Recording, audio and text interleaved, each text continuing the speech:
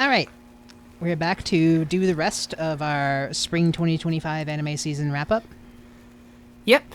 And we're going to start with our funniest comedy. What do you have? It's Mono. Mono was Yeah, the one. that's mine too. Yeah. Mono's the funniest comedy for Mono me. is the show that definitely made me laugh the most throughout this season. There's like, I don't know, there's just so many little antics. It's really like any scene with like Taisho. I don't think we've mentioned Taisho is this It's big really white cat. Taisho's the cat, yeah. Of Haruno that Haruno owns. And Taisho always gets up to weird little antics. And there's like a whole scene where there's like a fake dream sequence where he's on doing a skateboarding race with another cat and things like that, and it's just, I don't know, it gets really absurd he's at just times. a funny little thing. The thing that really sticks out with me about Mono, this is something that we talked about a lot as we were watching it, is that it's got a lot of like supernatural elements to it. There's just supernatural stuff just happens in Mono. It's just real. Ghosts are real in Mono. Yeah. Like they just casually bring up like, oh yeah, you got cursed when you went through that tunnel. You got to go through again. Yeah. And she's like, oh. There's this and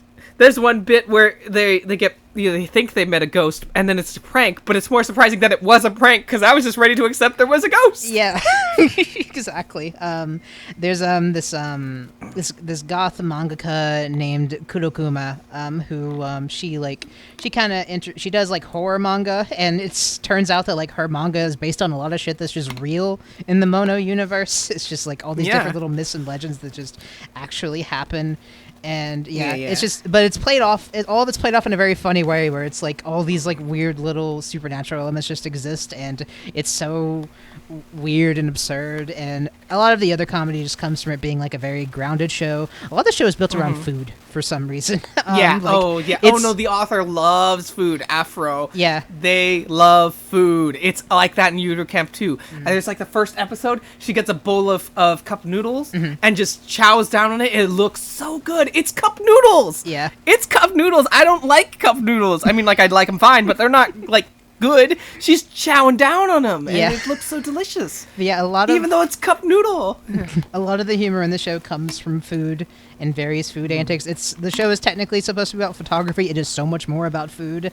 There's an episode built around them like going to different places and doing food challenges where like you get like absurd portions and you're trying to like eat them all. And that's a really funny episode where they just eat them. They get all big and round.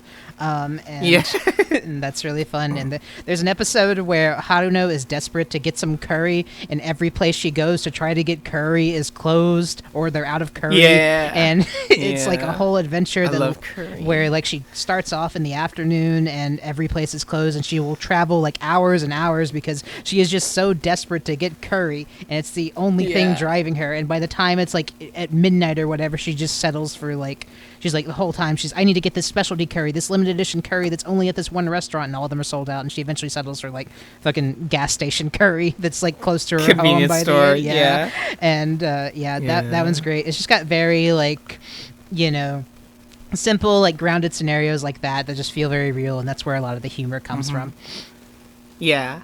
My honorable mention is Apocalypse Hotel, which is also extremely funny. Yeah. It swings, it handles its emotional swings a lot, really, but there's a lot of hilarious bits in Apocalypse Hotel also. For sure, yeah. But I do find it, ultimately, it leans just a little bit more to the emotional side. I would agree, that brings us to most emotional. It's Apocalypse Hotel. Yeah. Only one show this season made me cry. It's this one. Yeah. Apocalypse Hotel. It hits you. I don't know if it'll hit you, but it hits me. Hits me real good. I don't know if there's more to say because we've already said about that. We already kind of went over it. Yeah. But Do you have an honorable mention, maybe? An honorable mention for most emotional. Yeah. Ugh. I didn't prepare honorable mentions for these. Yeah, me neither. I just wanted to... If there's nothing off the top of your head, don't worry, but yeah. Yeah, I mean, I guess I would just say, I really like the Fat Phobia arc in Mayabashi Witches. It didn't Mayabashi, it didn't make me cry, but it was, like, very, like, meaningful in that way. It's almost like that one little... We should, like... cut that bit out and put it in its own category because honestly, it's like on a league of its own compared to the rest of Mayabashi. Yeah, we need to like. Although I did actually the ending of the last arc of Mayabashi is also on that. Yeah. Actually, no, I would lean Mayabashi because also the episode where they lose all their memories is genuinely like really like powerful. It is really well yeah. And like that it feels really didn't get makes you tears, really but like care it did about make me it, go like, oh, like these girls, like I really like I really cared about them. Yeah, and then the ending and everything, it really hits. So I would say that's my honorable mention actually for most emotional. And that's another thing, like we haven't really like talked about, I feel like, because every time we talk about Mayabashi, it's been about the one thing it really, really nailed, which is that fat phobia arc.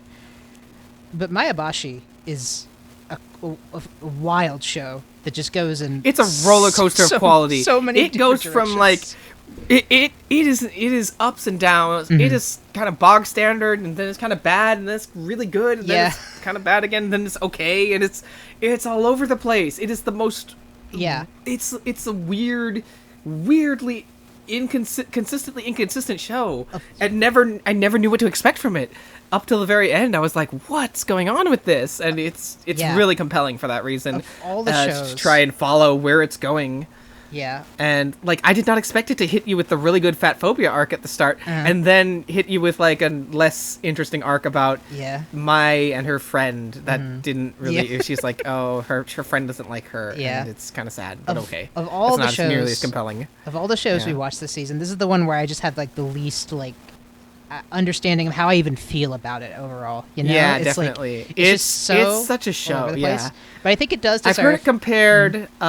In one of my groups to Wonder Egg Priority. Not in like they're not the same. Wonder Egg is not a great show. It is pretty bad, pretty tasteless at a lot of times. I'm not really a fan of it. And if you want to know, watch the Anime Slushy series on Wonder Egg Priority. That'll go into what happens in that show. A lot of it's kind of gross and weird, but it is also like a very tonally, it's similar in the way that they are like girls with very real, very grounded problems and a fantasy world connected to that kind of thing, and it's really inconsistent in how it handles these things. That's the main, but this is way better than, Mayabashi's way better than Wonder Egg, so I haven't seen it, so I can't speak to that, but I would definitely put Mayabashi in as an honorable mention for most emotional also, because a thing that Mayabashi was really, really good at that we haven't talked about is just like having like cliffhangers that punch you right in the face, just like insane cliffhangers. So much stuff that happens, like an episode will be going along and a lot of times like, okay, well, I don't really know, like it's just kind of whatever, like you get to that Maya and her friend arc and it's like whatever, I don't really care that much, and then it'll just like right at the end it'll just slap you across the face with what the fuck just happened. And I gotta see next week. I gotta see where this is going. It hooks you real good. Like, oh, this was a fun little episode, and then suddenly the VTuber she's been watching says, "Hey, yeah, you're pretty. I've been watching you. Oh, you should come meet me." And it's horrifying. And that's like it's like, what the fuck?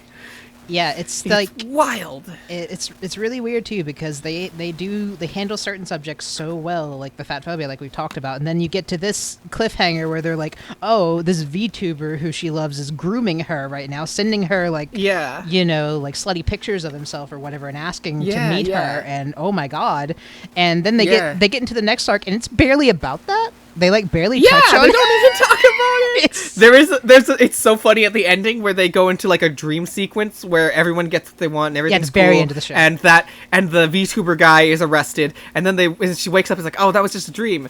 Oh, by the way, the VTuber guy got arrested in real life. That wasn't part of it. We just need to tell the VTuber guy really got arrested. He's fucked. Good. All right, just get it out there. Yeah, it's so wild. Yeah, it's so weird. It's just what a show. It's just such an inconsistent thing where it's like, no, you gave me this cliffhanger about this grooming VTuber, and now you're just gonna have the episode be about something completely unrelated. What are you doing, Mayabashi? Which is it's really wild. All over the place. Yeah. I think overall I would say I like it, but it's such a roller coaster for sure. It's such a roller coaster. Yeah, it's such a wild. I would love to see like a thing about how it was made, like what the concepts were, what the writers were thinking with all their choices and stuff.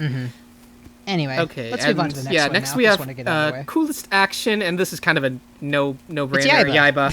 Yeah, there's not really any competition, honestly. No. The only other show that could compete with it is Guilty Gear, and that's trash. Yeah, like it actually, there's like a bit in the big grand finale of Guilty Gear Dual Rulers, where it literally turns into a fucking slideshow. We're gonna talk about it. Like, it feels unfinished. Yeah. It feels unfinished, where they're all like, all the characters come out and they start fighting. They give you concept art of what the episode. What's the then it gives you concept art. It's like you're lagging in a match, and you're like, oh no, we dropped frames. We should have got that rollback netcode. Yeah. And it's wild. Yeah. But yeah. Meanwhile, Yaiba is over here going absolutely ham. Even the minor fights are extremely well animated. Absolutely, and super flashy and fun. Beautiful. That might and they're easy to follow generally. Lots of cool action, and it's fun, and it keeps enough pace that you can still follow the action, and you get all Yaiba's techniques and stuff, and it's fun. Yeah. And there's a lot of good fights. Like I like most of the time Yaiba can pretty easily beat the enemy, but then you get to the Kojiro and Musashi, where they go to Gonryu Island. Yeah, and they have to go.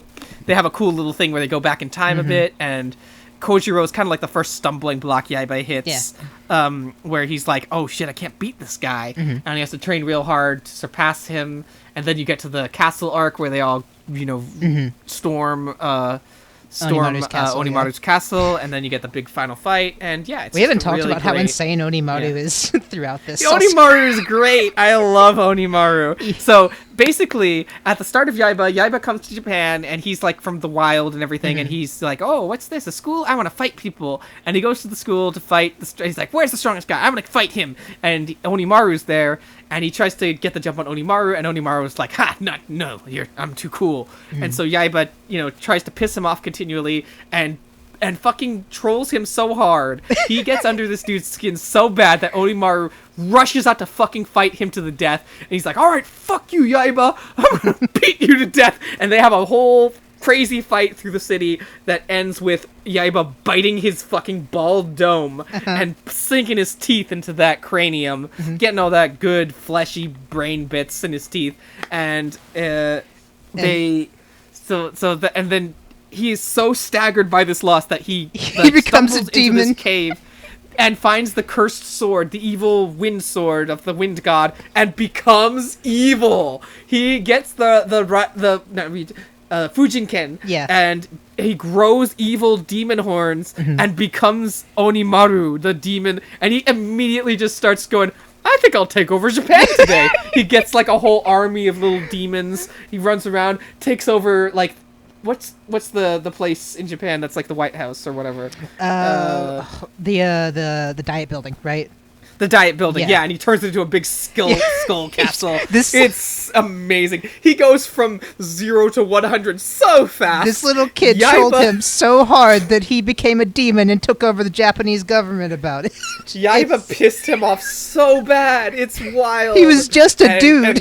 Yeah, it's insane. I love it. He goes to just being a supervillain so fast. It's really good. He was just waiting for an excuse. Yeah. He was just like, that had to already be in him. Superhero. Like, I don't want to just be some bald guy. Like, I should really become like Japanese Lex Luthor or something, Yeah, like. And then he just became. It's really good.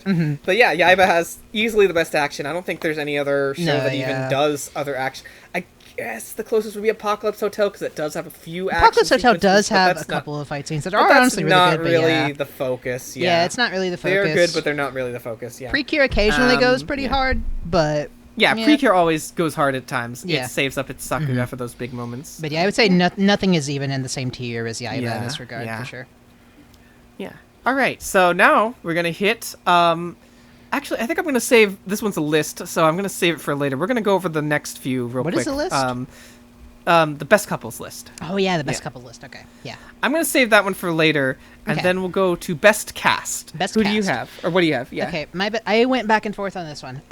But I think ultimately my favorite cast was Mono. Mine too. Yeah. I'm settling on. Yeah. I thought about it a lot, and that was just the group I was most jazzed to see each week. Yeah. I was like, every week I want to sit down with these dinguses, watch them go around, eat good food that I can't get because I'm not in Japan. Yeah. Yeah. Yeah, I really just I liked all the girls. I like they're all fun. The main girl, Sacha. They feel like a real they all feel like regular girls, and it's really nice because like a lot of the time cute girl shows are a little weird about the girls, like, oh, they have to be so pretty and fan servicey. They just feel like girls here in Mono. They just get to be girls. This is something nice. I hadn't talked it's about really yet. fun. This is something I hadn't talked about. All these girls in this show, they have big old eyebrows. That's something. That's something that really like fun. Stood out to me. I've talked about to you before about how anime is giving me fucking body dysmorphia for shit that will be said about girls with thick eyebrows. I'm looking at you, a certain scientific railgun. I'll never get over that shit. But yeah, this show, all the girls have big old eyebrows, and I liked seeing that. I was like, big eyebrow girl representation. That's great. But yeah, all the girls, they're very fun. They all have like enough personality. I really like Sakurako, this little gremlin girl who's like very monotone in the way that she speaks, and her like I don't know, she's just very fun. Monotone. Yeah. They all have like their performances are like something that really stand out to me about this one. The seiyus like, are really good. Yeah, they all like really like give a lot of flavor and uniqueness to all the characters they play. Sachan and Kiriyama and Sakurako are the main three girls, and the older girls they have are Haruno and her best friend / hopefully girlfriend Kako. I think that's the main thing that sets it apart, because I believe Yudo Camp is mostly about the girls, and they're all in high school, and they're all going to do different camping stuff. I'm sure there are adult characters in that show, but they're not part of the main squad, at least. Yeah. Like these ones, they're part of the squad, Kako and Haruno, and it's nice to see. Yeah, it's cool. And I like the side characters too. Like I like Kurokuma and like I'm blanking on that girl who showed up in the finale, the actress. Tajima. Yeah, Tajima. Fake Tajima. No, fake Tajima. She had a different name. She was pretending to be Tajima. She was really fun. She gets introduced at like literally like the last second, and she's still like she immediately stands out, and she's very fun and ties into things well. And she might be gay. She might be. It's a little vague. It seems like she's gay with They were vague about it, but it looked like she was gay with Sacha and Senpai. They were living together. Yeah. I'm curious about that. Sachan is definitely gay for Senpai. Yeah, that's how the show starts. She went into a depressive state when she left. Yeah. Like the show starts with Satsuki finding, she's like, I want to do something in high school, and she sees the Senpai photographing, and she immediately gets down bad. She joins the photography club and takes nothing but photos of Senpai. And it's really funny. Yeah. And then Senpai's like, all right, I'm graduating now, goodbye. And Satsuki just lays on the fucking floor, just like, girlfriend withdrawal. The more I think about it, the more it's like really weird. The show starts out so gay and then kind of doesn't really go back there after that, Yeah. It's because it is a little weird. Yeah, it starts out the gayest it's gonna get, like in the very first episode. Yeah, that's true. Yeah. It's odd, but nonetheless, really fun cast, I'm hopeful that Mono will get a season 2 because I'm very like I really want to go back. And, spend more time with I these think it characters. will because Yudo Camp has had many seasons. Yeah, and I think it's good. Yeah. And, what would be your honorable mention for best cast if you have one? Oh, for honorable mention. Maybe the Rockers Ladies Modesty Girls. Okay. I did like it took a while is the thing, but when they all got together, I liked their group, their vibe. Yeah. What was your honorable mention? My honorable mention. Yeah, I do like the thing about the Rockers Ladies Modesty Girls. Like I almost want to put them there because I like them all, but yeah, it did take a while for me to get there, and like I all have little hang-ups with all of them. What was your O? Yeah, I can keep. I think I'm gonna change my honorable mention. Uma Musume's cast. The only thing is like it has a lot of characters that I don't They start real close in the first half, and then the second half they just stay back and they don't get to do I also stuff, just never liked her trainer. It's a big thing for me. He's a big character in the first half of the show. Yeah. I don't care for the trainer either. He's whatever.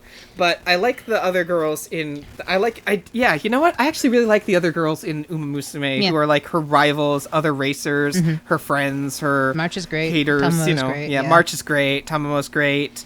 I like Belno. Yeah. I like all the rival girls who don't get much, but they do feel like they're, they get their little bit of time in the spotlight. Yeah. Yeah. So that's nice. Yeah. Yeah. I think I might feel inclined to say Rock is Ladies Modesty because by the end I do like all of the girls. I like all of them. But there are just like little things about them that like get at me, especially Tina, because like she's like Tina feels the most sticky. She has one of her biggest character gimmicks is that she has huge boobs, and it's like it's this huge thing. She plays the piano, she looks down, she sees nothing but her boobs, and Lilisa falls into her boobs and is like surprised that she's so stacked because she presents kind of masculine at the school and everything, and it's like, do we have to do this?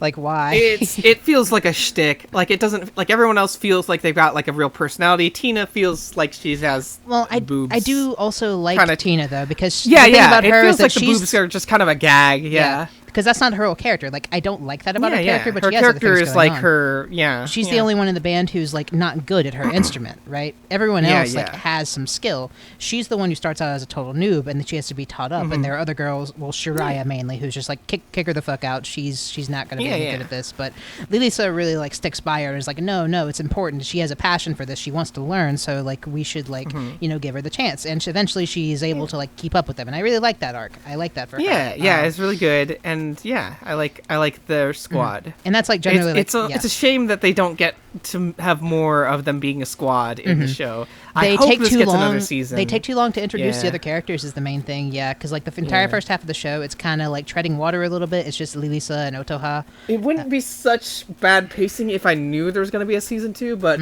since I don't know, I'm always worried when a show I like only has one season, because I'm like, oh, she's gonna get a season 2 though. Am I gonna be blooming to you'd? Oh yeah, blooming to you. So, that's a painful one, but I think that another thing that puts so Rock good, and it never got a season 2 over the top for me is the character designs too, and not just the character designs of the main characters, even though I really like them, but it's just like all around in the show, like so many characters have great. Any character that's even remotely there's a lot of great design. designs. Yeah. And they know how to do the hierarchy of detail, where like the mains all have really banger designs, and they're all complex, and then the side characters have good designs, but not quite better to overshadow them, and the background guys have decent, like, functional designs. Like that one dude who is like the manager of the boy band. He didn't need to be a super like anime haired dude. Yeah, we forgot. He works the fine. Toxic Yaoi boy band is also in the Toxic Yaoi boy band. Yeah, and I would say that's my honorable mention though for best cast. All right. Yeah. All right, and best animation. I'm gonna say Mono. Because, and I know Yaiba is kind of the obvious one, but I personally prefer a lot of the more subtle, difficult animation, and there's a lot of that in Mono. There's a lot of, like, POV camera shots and a lot of perspective stuff that definitely took a lot of time to work on and stuff, and it looks really nice. It looks beautiful. It's a lot of like subtle animation that isn't as flashy as Yaiba. Yaiba's is still good, of course, but Mono impresses me more from a technical standpoint, and I like that. I feel a lot of the personality from the characters and such and everything, and there's a lot of that little, very down-to-earth animation that I like in Mono. Yeah, I think it's a really strong pick. Yeah. That's a very respectable one. My pick is Once Upon a Witch's Death. No, I'm kidding. I'm basic. It's Yaiba. Yeah. Poor Once Upon a Witch's Death. It's a nice show, but Poor Once Upon a Witch's Death. I like it. It's one of the worst shows we watch, but I like it. I would like to see it come back and get more. But yeah, my best animation was Yaiba. It's like, I see cool shonen fights, and I'm just like, wow. This is nice. It looks good, and it's just everything about it. It just looks good. It's clearly got a lot of budget to it. It's clearly great. It's clearly a really great animated show. There's no. Other honorable mention is I almost said Assassination. Apocalypse Hotel, of course. Yeah. The same 3 shows are going to be at the top of this list every time. Yeah. But yeah, Apocalypse Hotel, also banger animation. A lot of great, both little and big. Yeah. Yep.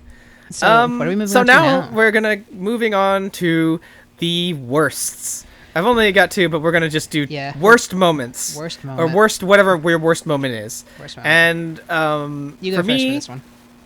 It was I just wrote Yaiba 90s moments, which is anytime Yaiba shows its fucking age made me feel tired. That's me too. There were times I didn't want to watch. Thing. There were times I didn't want to watch Yaiba. I was like, I'll put it off. I'll watch Mono first because I don't want to watch this. Sayaka, poor Sayaka exists only to be a love interest and get sexually harassed. Yep. And it sucks. I would almost rather she not be in the show. Yeah. My worst moment. Almost. I kind of wish she wasn't in the show, or at least like she just kind of, I don't know.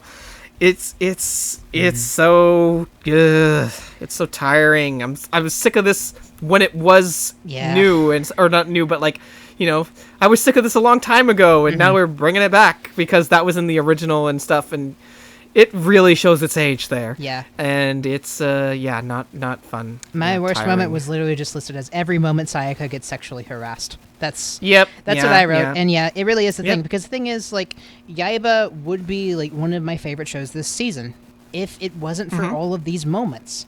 And Yep. this is what Yeah. I meant when I said that, like, it's clearly, like, of all the shonen I've ever seen, it's the most inspired by specifically pre-Z Dragon Ball more than any other shonen I have seen. The original Dragon Ball series, and that is in all the good ways and in all the bad ways. And in the original Dragon Ball series, there is so much sexual harassment. Bulma goes through it in that series. There's like some of the worst things I have ever seen. There's a whole arc. Yeah, where, I've heard that. Yamcha is fighting. Is it Yamcha? Somebody's fighting an invisible opponent, and in order to like beat this opponent who they can't see, who's like stomping Yamcha or whoever, Krillin leaves, goes, picks up Bulma, brings her to the arena, and shows her boobs to Roshi, who has a nosebleed so bad that it covers the invisible my opponent in blood, and therefore Yamcha can see them and defeat them. And it's literally the worst thing I have ever seen in any show. Oh, like, no. Oh, it's- God, yeah. I will say nothing in Yaiba is that bad. No, yeah. But nothing in Yaiba it's- is that it's bad, still- but it's just I'm like... still sick of it. Yeah. It just... Every time, because I'm like, oh, this is so cool. Yeah, Yaiba's great, and then it'll just have a moment where Sayaka, it's who, like, "Hey, mind you, is a I'm 14-year-old Miyamoto girl, and she looks Musashi." like it. Like, so... Yeah. I'm gonna Yaiba. We need to sneak into the women's bath. Woohoo! This is 2025.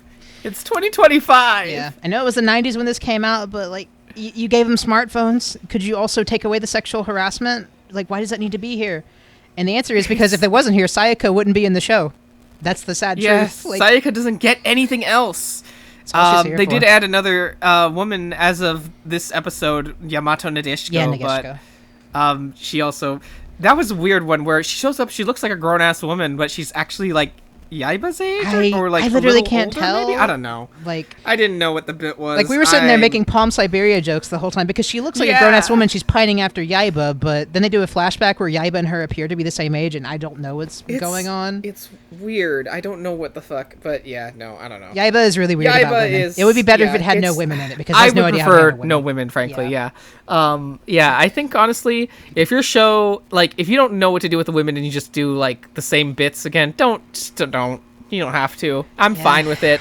I will accept no women if you don't know what to do with the women. Same, and yeah. you don't have anything, interesting to do with that. Yep. I'm fine with that. I don't need a girl to just be there for the sake of having a girl. But yeah. And then we get now we're going to move on to worst character, right? worst character. Okay, Yeah. I'm Yeah. I'm gonna go with this one. So I'm pretty sure All right. we have the same one, or if we don't have the same one, you just forgot to list this character. The worst All character right. What's yours? is Nerville Hammer from Guilty Gear Strive. Yep. Yes, everyone. That guy. So the villain of Guilty Gear Dual Rulers Ruins is the this show. evil-looking. Yeah, he's just. It's fanfic tier villainy. It's like they just didn't know what the fuck to do. They're like, just have a bad guy who can do whatever, and he's evil for no good reason, and he does bad thing, and then he becomes a stupid-looking alien thing with dick-sucking lips. Dick-sucking lips alien. And he takes then all they have to fight him, and it's cool and stuff, and he's so nothing. He's so nothing. He's just a paper-thin, literal mustache-twirling villain who exists just so that the plot can happen. He's not compelling. He's not anything. He's just terrible. It would have been literally more compelling if he didn't exist and Unica herself decided to go back in time to try and stop the gears. That's really Like, the thing. Like, Yeah, he he adds completely- nothing. He detracts, honestly, Yes. from the show by being this Absolutely. insanely, simultaneously, like, over. He's as powerful as the plot needs at any given moment, and he's as smart or whatever, and it's ugh. It's like, I'm a super genius because I know all these things in the future, and it's just a disaster character. Like, what on earth?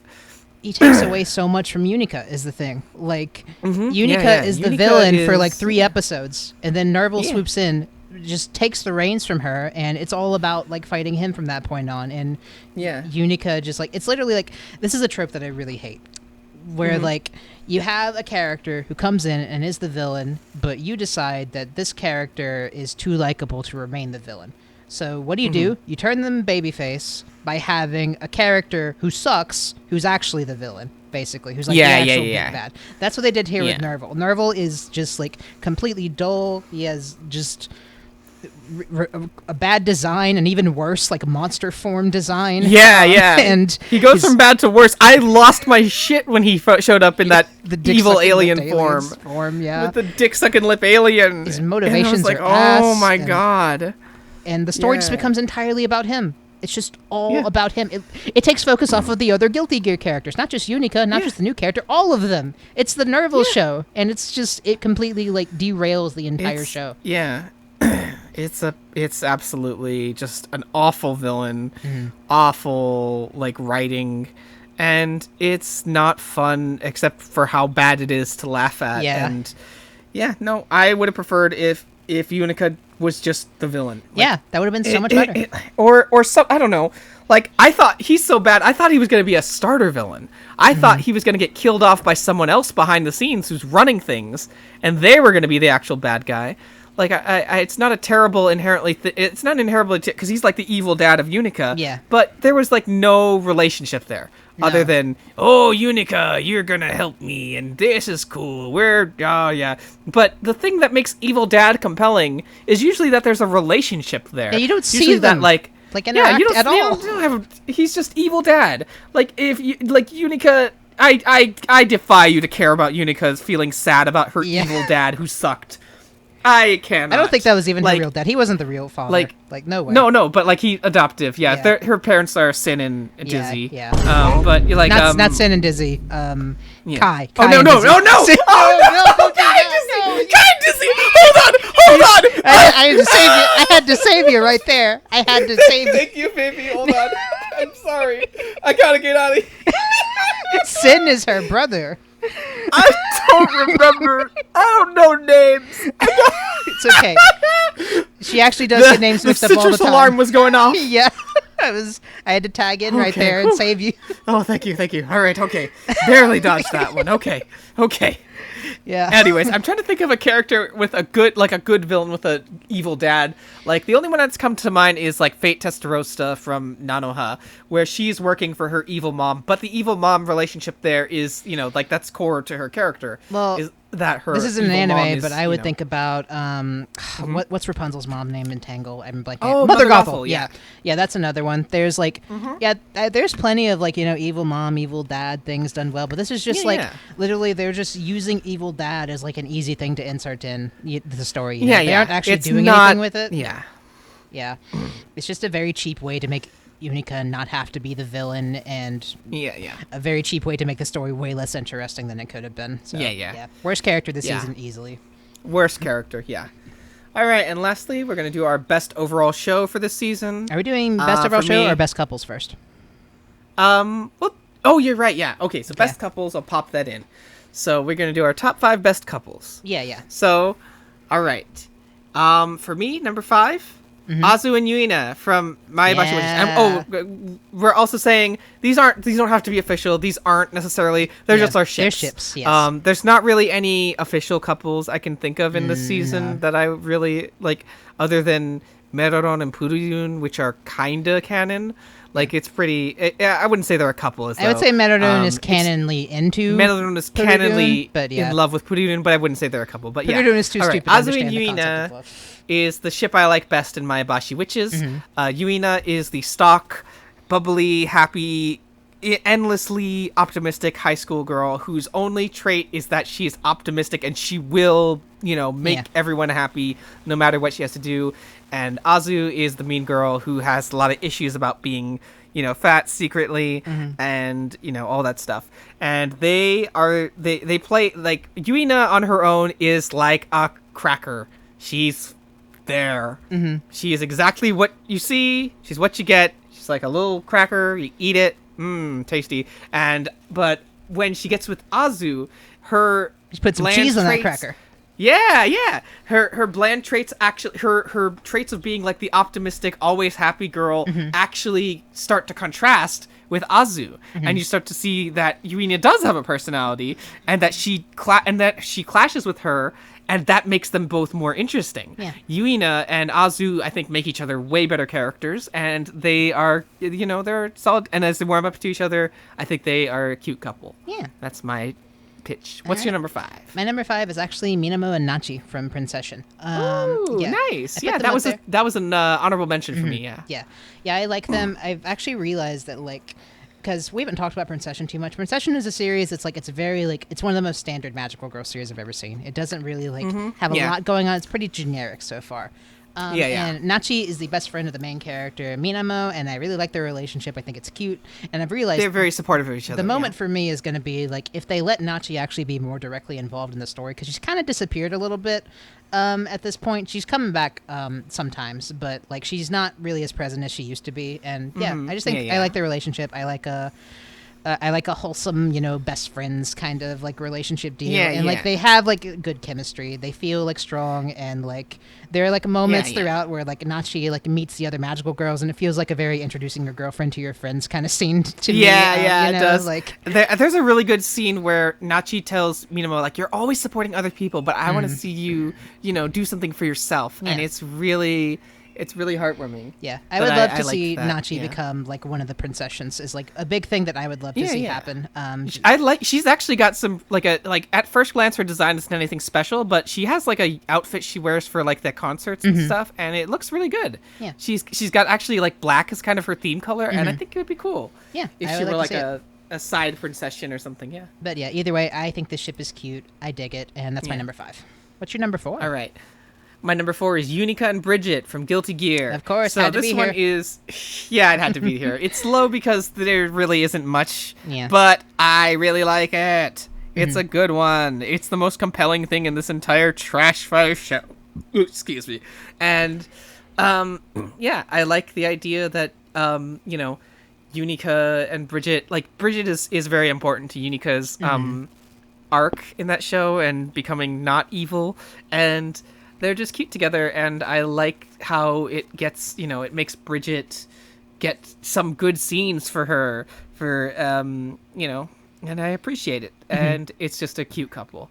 I like them together. And you like all the memes. The kind of edgy, and I love the memes about it, too. The edgy, angsty girl, and like the upbeat, happy girl. It's cute. Yeah. All right. What's your 4? My number 4 is Haruno and Kako from Mono. Yeah, that's a good one. Yeah. I really like them. Like, I think I kind of explained some of their dynamic earlier. Haruno is the homebody who's just like, she stays in and works in her manga all day, and she's very like lazy and everything. And Kako is she's a motorcycle chick.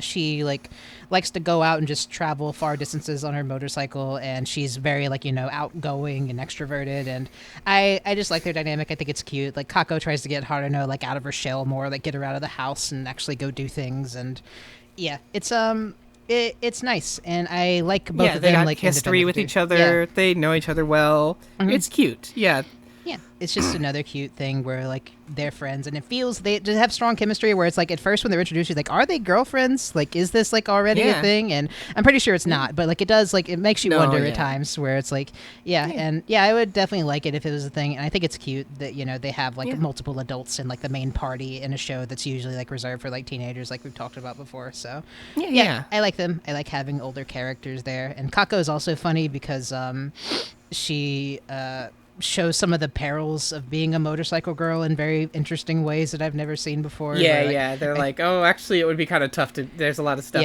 Because I'm like, oh yeah, I want to be a motorcycle lesbian. Like that's something I definitely want. And then she gets out there and she's like, it's so hot. You have exhaust pipes blowing in your face at all times. I'm driving this in the summer, and this is hell. And then like kind of ties back into like her relationship with Haruno too, because she's wanting to get her more out of the house more. And then Kako gets out the house and she's like, oh my god, I want to die. And it's very fun. That's my number 4. All right. My number 3 is the Toxic Yuri Polycule from Rocks Lady's Modesty. Ah, yes. I'm cheating a little bit. I like them as a group. Like I like the 4 of them together. I don't know, like as on their own, I don't mind. They're fine ships. Like I'm not really super invested in any of the combos as a ship, but I think together they have really good chemistry, and I really enjoy seeing them all play off each other. And when they rock together, it's really cool. That's Their Rock Lady is their band name, which is Oh yeah, I forgot their name was Rock Lady. That name sucks. It's super underwhelming. Like they build up to it like here's a good band name for you guys, and they get up and they go, "We are Rock Lady," they and are they go, Rock "Oh, Lady." no." Okay, was that all you got to say about that one? Yeah, that's all I had to say. Okay, my number 3 then is Meg and Sophie from Once Upon a Witch's Death. That one's there. That's a good one. Yeah. I really like this couple. Their dynamic initially is that Sophie is like she's a very like distant kind of gal. She's very like speaks monotone, and whereas Meg's got like big personality, and also they have basically like polar opposite dispositions when it comes to the subject of magic, where Meg is a witch in training and she's not all that great at using magic, but she's like, constantly like fantasizing about becoming like a great witch and everything. Whereas Sophie actually is a great witch. She's like one of the strongest in the world who can do like all sorts of great stuff, and she like hates magic.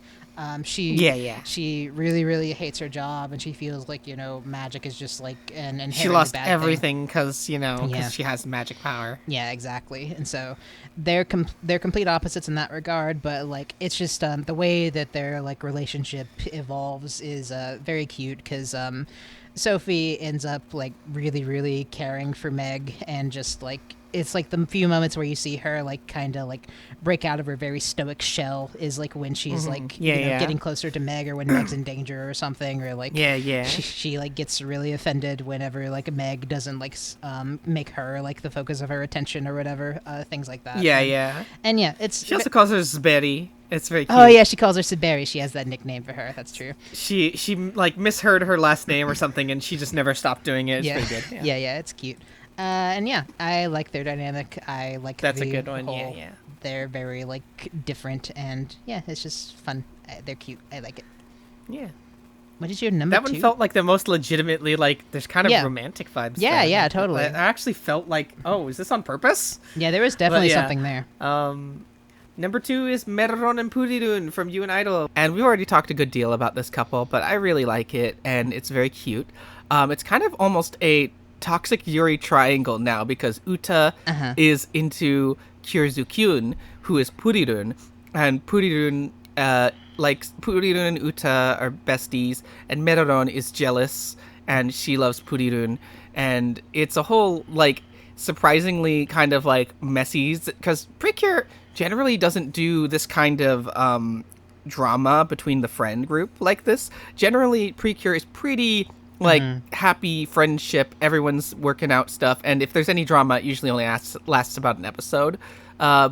This is but I'm really pleasantly surprised by how this whole arc has gone, and I really enjoy it, and I think Purirun and Meron are very cute together, and they're very fun, and I love how shitty Meron is. She's me too. She's kind of an asshole, and it works. I love it. Precure is generally, again, like a very positive series, so when there's a character that kind of has a little bit of edge to her, like Laura in Tropical Rouge, it really stands out a little more, and I enjoy it. Nothing really crazy there, but yeah. All right. I guess what's your number 2 pick? Move on to my number 2 now. Yeah.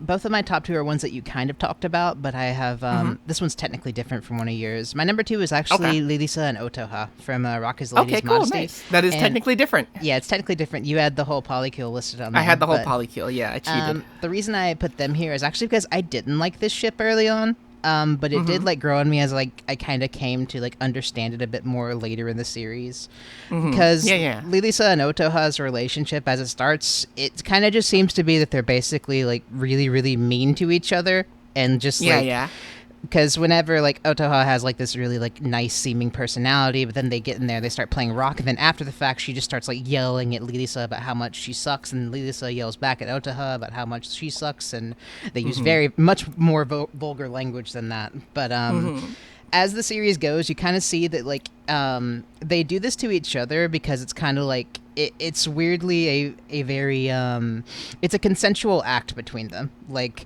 they're doing this because like they know the other can take it, and they also like basically enjoy it.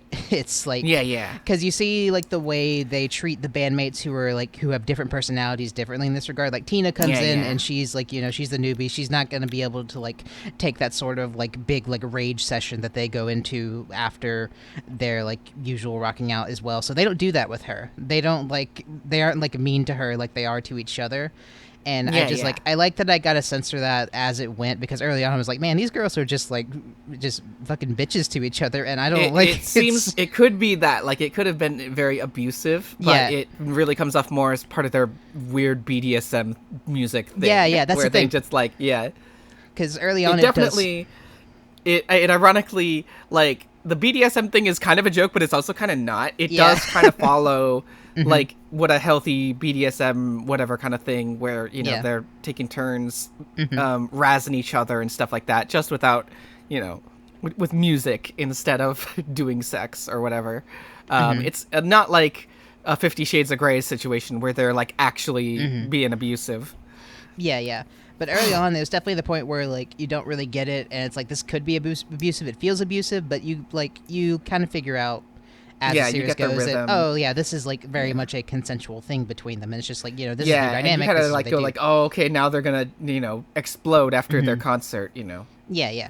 It's just the thing they do, and I like that. I liked getting a feel for that. How like it really like it wasn't a matter of abuse with them. They're like very deliberate about who they do this to, and who can like take it and everything. And then, like, by the end of the series, I was kind of surprised by how much I had gotten into it, because they have a moment, like, right in the finale where it's like, oh, is this actually going to happen? Like, this couple right here? Like, there's, like, they do, like, all this sort of thing where it's, like, you can very easily, like, see the subtext between them, but it starts to feel, like, a little more explicit, like, at the very end where it's like, Otaha feels like she has feelings for Lisa, and I was like, oh, yeah, you know what? I would like to see this become a thing. Like, even if they, like, do, like, last-minute lesbians or whatever, like, I would like to see this come together by the end. I would be into that. I don't mind the last-minute lesbians in a series like this, because it is very clearly a thing throughout, and there's not really, like, any, like this is all about their relationship. So even if they do get together at the end, and we, they're still, it's, you kind of can get, their relationship. It's not like, oh, this is going to be different or anything like that, and That's true. Yeah. And I don't know if they're gonna go there or not, like canonically, explicitly, but I would like it if they went there, because I was surprisingly very into this couple by the end of the show, and I've seen it happen a little bit in some cases where there's a very Yuri heavy series that's subtext right until the end. I think New Game kind of pulled one thing where they shoved it in at the very last second in a little author's note, like, by the way, they got married. Which is nice. Anyway, and I don't mind it there too, because even though it is last second to just throw it in like that, it's still very clearly gay throughout. So it's not like a suddenly lesbians. It's more like, yeah, you were right the whole time. Right. Yeah. Okay. Well, that was my number 2. So what is your number 1? What was your favorite couple of the season? I thought about this a lot. You know what it is, but I thought about this a lot. It was only one anime, and I just had to pick from that one because it gave me a smorgasbord of good Yuri dynamics, and I just had to hem and haw a bit about which one I liked best, and unfortunately, it was the one that I always pick. Yeah. It's always the one ship I like in different fonts. Mildly I picked Oguri and Norn Ace from Uma Musume, and they are it's another one of that one ship that I like in different fonts: White Rose, Lumity, Dayako, that thing of like the mean kind of uptight girl or kind of haughty girl who falls for the dorky socially awkward girl who's also really good at what she does. And so that was the one I picked, even though there's a lot of good competition. Like, Oguri basically has a harem by the end of the show of horse girlfriends. She has a stable, if you will, of it's really good. You've got Belno if you like the cute best friends couple. You've got March if you like the rivals, and Tamamo also if you like rivals but slightly different and a little more intense. And you've got Norn, and you could probably even make a case for a lot of the other girls in the show that race that girl her. with the terrible hair. Yeah, the principal. Yeah, Simboli Rudolph. Yeah. So it's it's a very good, like, I'm a sucker for that dynamic, and I'm a sucker for this whole. This is I'm gonna throw in all those other ships as honorable mentions because they're all very good. I love a good, like, one exception. shonen. Yeah. Not the trainer guy though. Not her and the No, trainer guy. not the trainer. The train that guy. I don't. Yeah. It did feel a little like sometimes where they're like, oh, I was a little worried about that one. I'm not gonna lie. I was a little worried they were gonna maybe go that direction. Yeah. But luckily they haven't, and I'm glad they haven't. I don't want to any of that. That's weird. Even from beyond my not liking hetero. I think he's like, I don't feel like they will go there 20s. either. This is like one of those series where I feel like they're not going to confirm anything. He at least does feel like more of a character than a like an insert for the male audience, which is nice. I can at least see him, like as a character. I did like the old guy trainer. He's fun. Yeah. He's fun, and he feels a lot more like a cool train. I'm glad that they did switch to him for a bit, even if it's, he's going to step back and swap back in. But I think that was definitely worthwhile to have him there. But nothing tops your one ship. Yeah. Your one ship you love so much. My one ship I love in different fonts. All right, so what's your number one? My number I think one, I know. Yeah, my number one's one that you talked about earlier. It's Azu and Yuina from Mayabashi, which is, I do have a little more to say about it. Okay. Yeah, I really like this one, and I think there's something to be said about how the only time Yuina really feels like a strong character is when she's with Azu. Like, that's when, like, she has, like, something going on that it's, like, I actually care about. But I really just find their whole dynamic like very cute. I like that toward the end there's a whole bit where they're trying to get Azu to come out of the house, and Azu doesn't want to come because she's fat in real life and everything. They're trying to meet up in person as opposed to like in the shop where she gets to be all skinny and everything, and they want Azu to come out. But she can't maintain her like skinny form out in the real world for like too long, so she like generally like tries not to show up to like any like in-person events. She always like can't make it, or she's sick or whatever. And she tries to pull the same thing here when they're trying to have this little get together where she's like, oh, I'm sick, I can't make it, and then Yuina pretends like she's gotten hurt or something at this event. Either like she's gotten hurt or she's gotten sick or something, and Azu just comes running at like when she learns that Yuina's like something's wrong with her, and she comes immediately because she wants to come help her, and that really like shows how like Yuina like has an understanding of how like Azu actually is like a deeply caring person despite her like very like mean girl demeanor and everything. It's real good. And I like that because it feels like both of them, in a lot of ways, kind of understand what lies at the heart of the other character and is able to like bring out like their better qualities and their more interesting qualities. You could argue this is also my ship again. Yeah, like it kind of is. With the dorky, yeah. But honestly, it kind of is your ship again. But yeah, I really like them. They have great chemistry, in my opinion. Like by far the strongest relationship dynamic of any two characters in Mayabashi.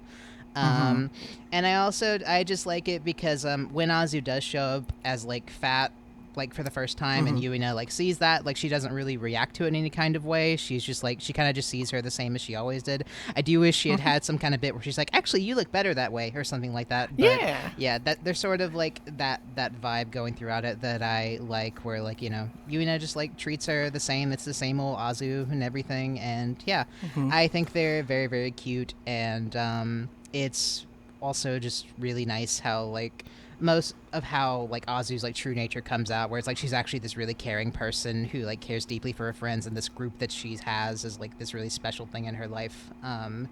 And yeah, I would have definitely liked to see this one like be canonized. Mayabashi's never coming back, despite the no, the I don't think ends. Mayabashi's getting a second. I would be very shocked if that happened. I think it's pretty much it's no Zombieland Saga, unfortunately. Yeah, but I did really, really like this ship, and I like Azu a lot. I've talked so much about how much I like Azu, and pretty much like this ship, like kind of like it epitomizes everything that Mayabashi did well, in my opinion. Like.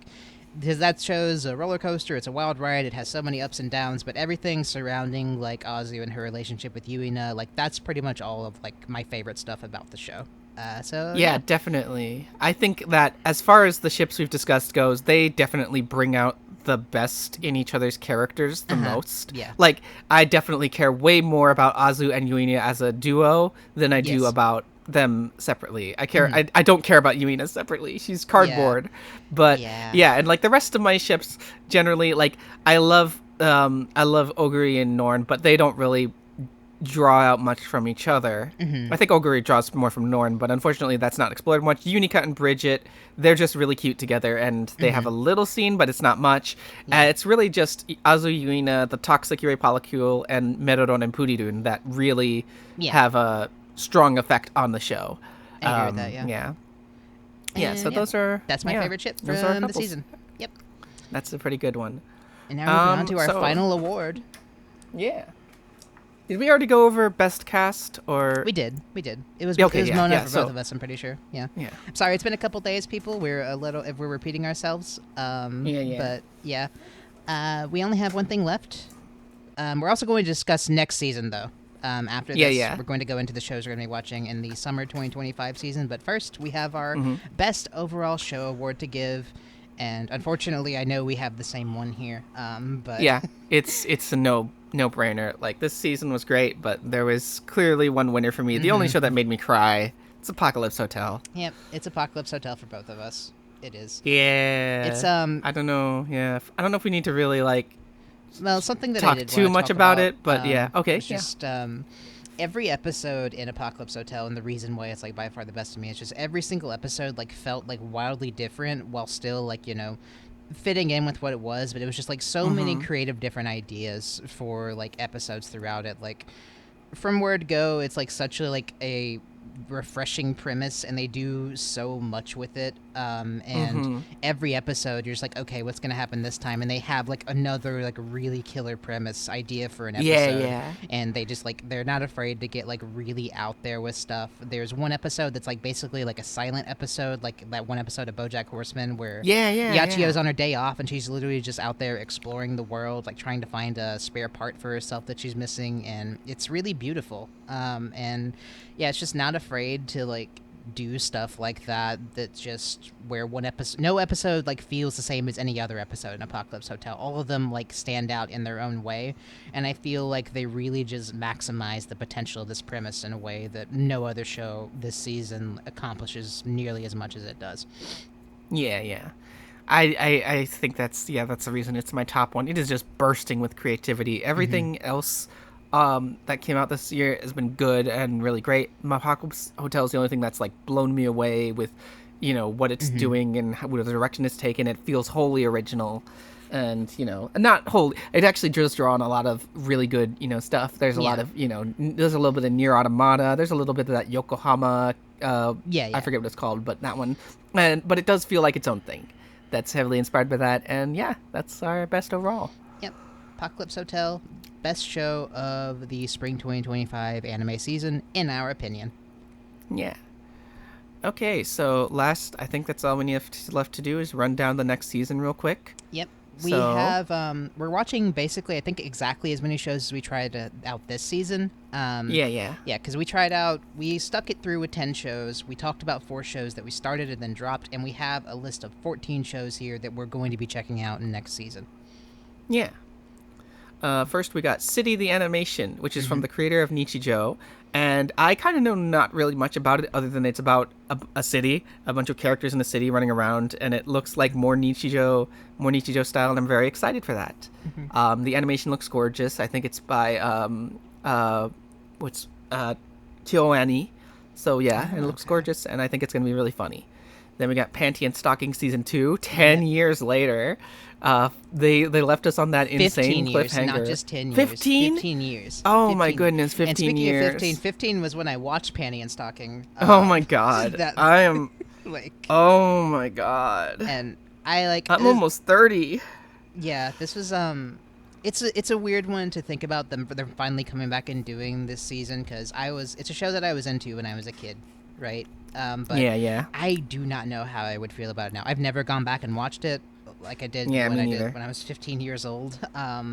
So I don't know how it would. I fear it would not hold up terribly well.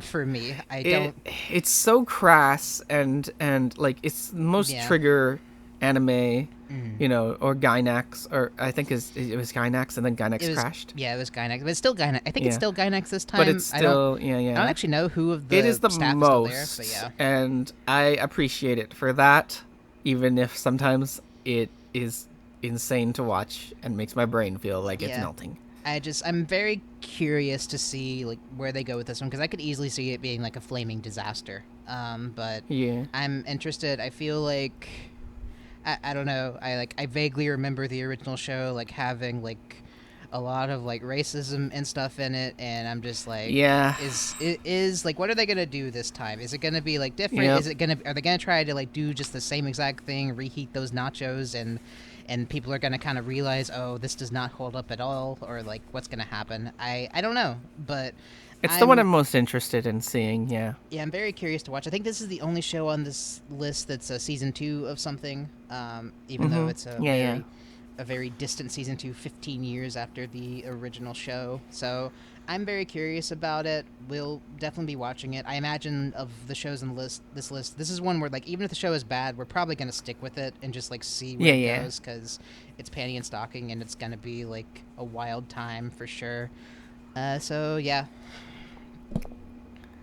Next is There's No Way I'll Be Your Lover Unless, which is a Yuri anime based on a manga. I don't know much about it, but it's Yuri, so I'm watching it. Yeah, anything gay we saw, we just kind of threw it on the list and we're like, we're going to give that a shot. So, yeah, is one of them. See You Tomorrow at the Food Court, which is also looks mildly gay. It's about two girls who go to a food court and just talk about things. So, sounds mildly gay. It's See You Tomorrow at the Food Court. It's an anime. This is all the anime we're watching next season. Yeah. Then we have Turkey, which is about girls anime, doing bowling. Yeah, and I picked it because I like bowling. It does look interesting. I like the art style of it. Yeah. And then we have Ginga Tokyu Milky Subway, which is a sequel to a animation on YouTube. So I looked into it, and I found out the creator. I saw this actually back in 2022. This is a graduation project for Kadokawa's Vanten Game Academy CG animation from a guy. Let me see his name.